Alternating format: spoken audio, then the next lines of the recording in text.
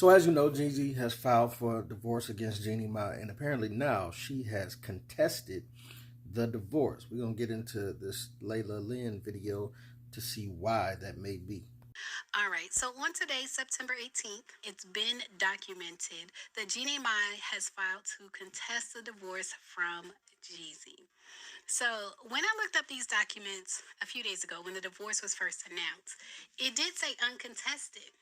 And I believe I showed you guys because I was showing you guys what I was able to see and what I was not able to see. And at the time, there was nothing from Jeannie in the files at the time. Like when it was first filed, it was just everything J. Wayne, J. Wayne, J. Wayne. J. Wayne is the petitioner, and everything in the file said J. Wayne. And it also said uncontested because there was no response from Jeannie. But I noticed today the status of the case has changed. The status of the case has changed, and now it says contested. They've added in this document that says notice to attend 30-day status conference, and it's going to be via Zoom. The 30-day status conference is going to be like a check-in to see where they're at that time. And so both Jeezy and Jeannie are required to show up at this check-in or at least have their attorney back to review the status of the case. And at this point, on October 24th, when they do the status update, I believe at this point we'll have more information on exactly why Jeannie is contesting the divorce. It could be the prenuptial agreement. If you guys notice, when she signed the prenuptial agreement, it was one day before the actual marriage. She signed it March 26, 2021, and they were married March 27th of 2021. And so she could be disputing the prenuptial agreement. Like, that could be a reason itself. Like, I don't know how long she had the prenup or knew about it. Like, did she have proper time for her and her attorneys to go over it? If she didn't, then she could argue that maybe it was sprung on me. I was pressured into signing it. Or also this possible reason that Layla's about to explain here.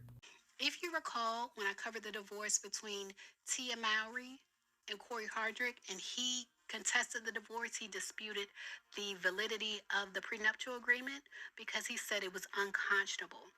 Determination, under C, determination of the validity of the prenuptial agreement dated April 14, 2008, and or that any provisions are unconscionable. Unconscionable. So it appears that he wants to challenge the prenuptial agreement or at least review it to see if it is unconscionable, meaning it's not right or reasonable, meaning it's excessive. He wants to determine if what he agreed to in the prenuptial agreement is not right. It looks like Jeannie Mai may be going down that same road with Jeezy. And so they have to October sometime to figure out if this prenuptial agreement is unconscionable, as they say, or unfair or one-sided, and they'll figure that out. The lead attorney has quite a few videos where he discussed this type of matter. That's why you need to go to someone like him, a divorce attorney, to let them draw up these papers to tell you if you're doing it right or not. Because sometimes people think just because of the contract and they signed it, they're going to have to follow it. So they put in these like ridiculous stipulations, but a divorce lawyer will be able to tell you that that's not going to fly in court. And the judge is going to throw that out. So you'll be thinking you have a prenup, but then when it's time to enforce it, the judge will be like, this is the dumbest thing I ever read. Who told you that this was going to fly?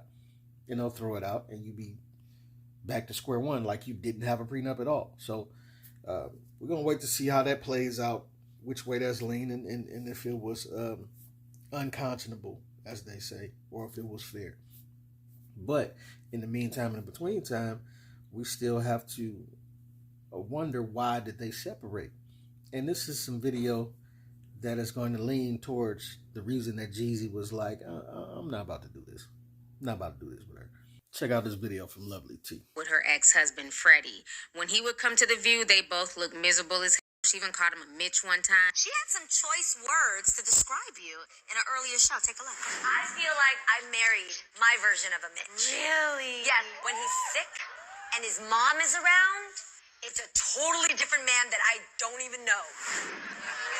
You stood up real quick. Do you know what a Mitch is? I just found out what that is today. It's a male. Yeah. What do you have to say about this description of you? You know, one word that she brings up a lot is compassion for people's situations. You know, you can sit down. And You're scaring me. considering, maybe I'm just looking for some compassion in situations, you know? Yes. Like From your mother. If I, Yes, because if I don't get it at home, at least I can get it from my mother, you know? Who calls their husband a Mitch on national television? So if she's willing to say that on national television, imagine the type of things that she may say behind the scenes, child. I don't see Jeezy putting up with being called a Mitch. I'm just saying. And so, as you can see, she has compassion for everybody in the world except for the ex-husband. At this time they were married, that chose to marry her. And not only does she not have compassion for him when he's sick or something like that, but she goes on national TV and calls him a Mitch in front of everybody, and don't blink an eye. And see, this that thing that Eddie Murphy was talking about, where you get you a woman from Africa and you think they're gonna be submissive, then they come here and they get modernized by all the women that's over there. Girl, you don't have to listen to him. Get you a lawyer and you deserve half his stuff. All that whole thing, and you don't realize that just because these women have Asian ethnicity, and I believe she's Vietnamese, that it doesn't mean that they're going to have the same quote-unquote submissive attitude that some of the Asian or Vietnamese have from the homeland. But we forget she's been here all this time. She was born in San Jose, California, talking and cackling with the modernized women of America. So she ain't really the same as what her folks done taught her, or what her heritage done taught. She ain't got all of that. You know, okay, listen to this right here via Rivah TV. I didn't notice that I had a hot temper until I got with Jeezy. And here's a person who is my equal and I really respect. And when I would spew some of my old habits, and he was like, like, who? That's not flying here. And also, it would trigger him to come back at me with things where I was like, who the do you think you are? But I was triggering him. But he never told me to fix my temper. I just saw it and I thought, unless I want to stay in this place where I lose this person I love and I stay in my comfort zone of doing what I want to do and function the way I have for the last 40 years when nobody else had to stop me. Which obviously has done quite well for you. Right, I could have. But this was something greater that I wanted. And also a great challenge to myself to say, what if, now that I know it exists and the dragon's there, what if I got rid of that? How do I kill that dragon or store it in its place so that it never creates havoc in my life? And from how things is playing out, sounds like the dragon is still there. Sounds like she had a lot of Americanized attitude, regardless of her heritage. And she carried that way of thinking into relationships. You can see it with her ex-husband, who was a white man, which is what she said she prefers, right? But black men is her guilty pleasure, right?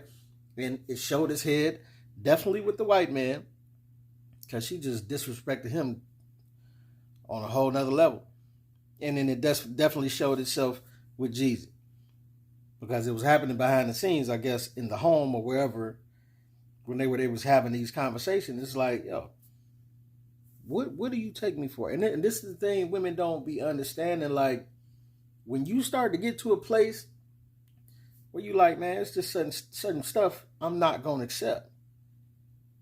And it don't take you too many times to say that before you be like, oh, okay, I'm going over this way. And I wish him and Jeannie Mai had done this before they got married and before they brought a baby into the situation, so he could have figured that out before it got too far. But unfortunately, this is where we at. But I understand drawing that line with some women where you like, man, who you think you talking to? And it's normal to them. They don't see that they talking to you disrespectful, or they don't see nothing wrong with it. So it's like, man, you got one more time to test me like that. And they do it again, you be like, okay. Then they wonder why the disappearance. And this is what I believe we're having here. We don't know for sure, but this is what it kind of looks like. Where it's like, oh, I don't know what happened. And she keep talking about what she about to do and how she trying to tame the dragon. The whole time, behind the scenes at the crib, the dragon running loose. Ladies, you know y'all understand what y'all do when the dude keeps saying he about to get this money or about to get his life together. Y'all been got away from him. So when she talk about she about to tame the dragon, Jeezy like, man, I'm past all that. I'm not doing that no more. But unfortunately, I just wish they would have got to know each other before they put marriage on it, because I felt like they didn't give the marriage a fighting chance after letting it go for only 2 years and having a baby brought into the situation. Because I am an advocate for families. I wish families would stay together. It's better for the kids. It's better for everybody. It's better for society. But I do understand not tolerating disrespect once you get to a certain place in your life. I just can't do it no more, man. But this your boy P Cam. Tell me what you think, what you don't think. Get at your boy.